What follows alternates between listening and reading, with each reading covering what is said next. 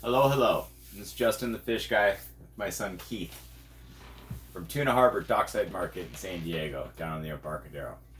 At Tuna Harbor, we sell a lot of cool fish, but the fish that we sell are mahi and dorado, and what else do they call it? A variety of tunas: dorado, mahi, and dolphin fish. What's the best part about it?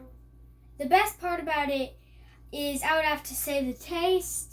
It has a very tasteful flavor, and they also have a super cool color. It's like rainbow somehow. It's mostly green and blue. So we do have red fish and blue fish and all kinds of cool fish, but the two fish that we sell the most of are our boat frozen mahi and our boat frozen wahoo. And we brought a chunk of each home, and we want to show you what to do when you get home with it. Now, if you meet me down there and you're lucky enough to find us both, we'll talk just as much face to face, and I'll try my best to give you some sort of recipe or idea, most of which have been given to me. I'm just a fish guy. I've worked around fish and fishing my whole entire life, and you know, if you kill it, you got to know how to grill it. So let me show you what to do first. First, get a beverage. I like coffee, but you know, pick your poison. All right. Paper towels are a must, and I also like sandwich wrap from Smart and Final. This will keep you from getting yelled at because, you know, although our fish doesn't smell like fish, it'll leave fish behind. And, you know, like guests, it's after it lingers that they smell. So we got our dorado here, our mahi, and our wahoo. Now these are two of my favorite cuts. These are actually what were left over at the end of the day, but these are both neck cuts. This is the cut of fillet that sits right above the eye. And the first thing you do when you get home with your fish is dry it off. Before you rinse it, before you do anything at all, you're gonna literally take it out of the bag, and the first thing you wanna do is get any slime off of it. This is the wahoo. It might taste delicious, but it might be a little slimy. We're not going to give you any promises. But They're not gonna have to eat it, bud. good point, they can sell it or feed it to the sea lion. Yeah, you're not allowed to do that. Remember, sea lions will always be better off fed than dead, but too cute to shoot. So we gotta leave a lot of things unsaid. Don't talk too much, bud. Okay. Hmm? You haven't started her? No. No, this is what cooking fish is all about. It's about family, it's about learning, it's about teaching. The video thing, this is a new deal for America, I guess. But, you know, you guys see me there, so I tell you to do this, so you're gonna watch. So what we're doing is we're gonna dry off the fish, and then we're gonna break it down and get it ready to marinate, and then we'll cut the video. Both of these fish, I always recommend the same. It's always an Italian dressing marinade with a little mayonnaise. And the mayonnaise, I like squeezy mayonnaise, and the Italian, I like cheap Italian dressing. It's just about adding a little bit of oil to the fish. We are going to grill it. I'm also going to make a mango salsa with sweetened condensed coconut milk as a drizzle sauce. And then we got some bluefin tuna and other things to play with tonight. So I'm not going to be able to show you all how much fun we're having putting it together, but I'll give you the basics here. All right. So the cool thing about videos is you can actually edit them. I don't like to. I live life with no filter and unedited. So I do like to wear gloves. The fish really isn't bad, but the gloves somehow keep your hands from getting saturated in it. And when you're eating fish later in the day, if you're like me, it's the taste of the slime. It's the taste of... It's just the taste of the fish that everybody struggles with. Now, if you like fish and you like the taste of fish, I'm probably not the guy to tell you how to cook it. People give me all kinds of super fishy recipes, and I'm Italian. And oh my gosh, some of the food people eat is literally just fishy in my opinion. And so I like to cut away all of that fish and grill it out if I can. So this piece here, this is our mahi or dorado. Okay, but I need you to give me some space because we're going to cut. All right. Now, there's always a bloodline on this fish, and you can trace that bloodline. Really, what we're doing here is just following the lines of nature. Now I'm going to go all the way through the skin on this piece, but you don't have to. You can go all the way down to the skin and then kind of skin it all off in one shot. But for the purpose of showing you, I want to show you what you're cutting out.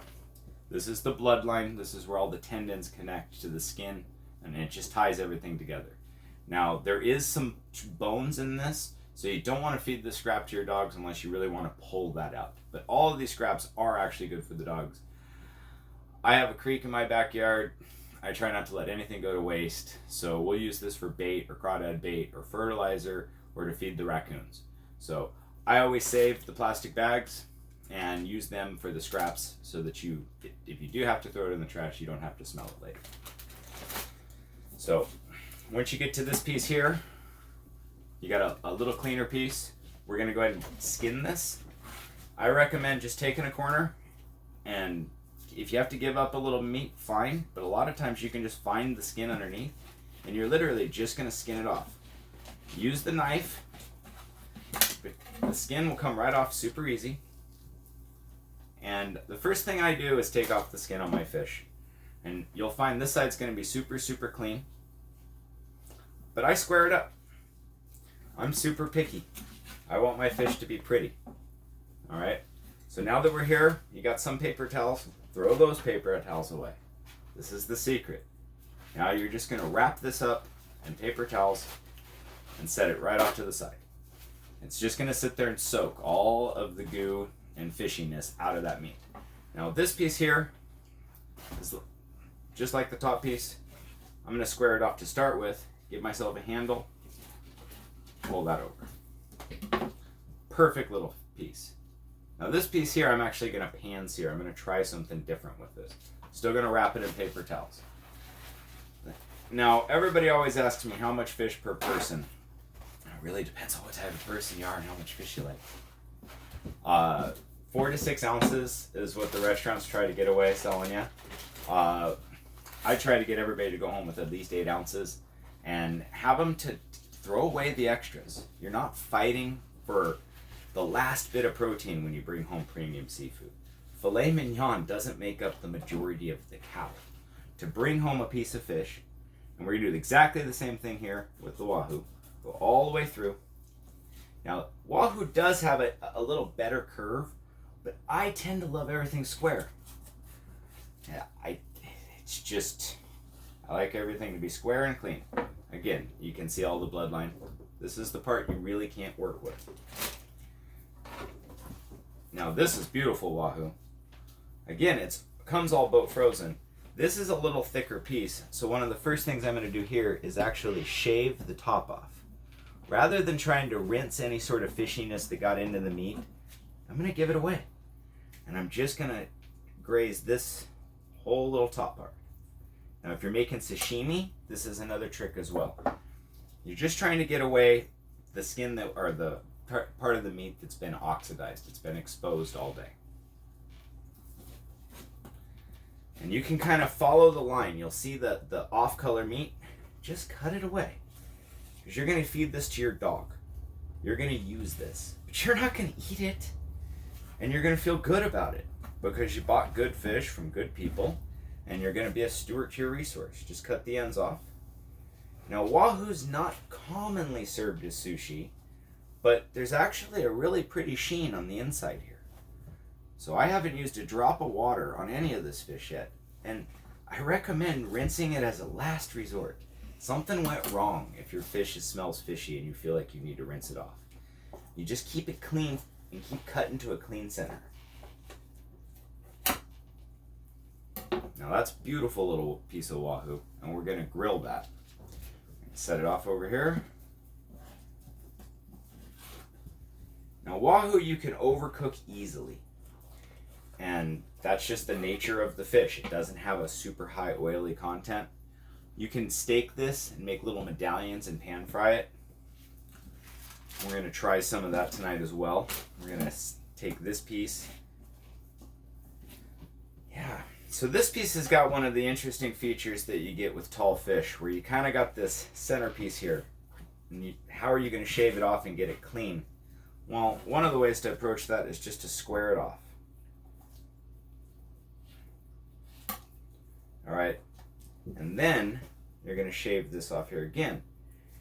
That little piece of meat we can use, but if you're going to eat it raw, that's the part that's been exposed. And that's the part you might want to rinse off. So, grilling wahoo, pan frying wahoo, all the recipes on the internet. It's such a mild, happy fish. You can do lots with it. We are going to put it in Italian dressing. Again, put it in paper towels and dry it off. So I got coals going outside. I have learned that talking more than 10 minutes on a video is a bad idea. So we're going to shut her down right here, start another video soon. Thank you.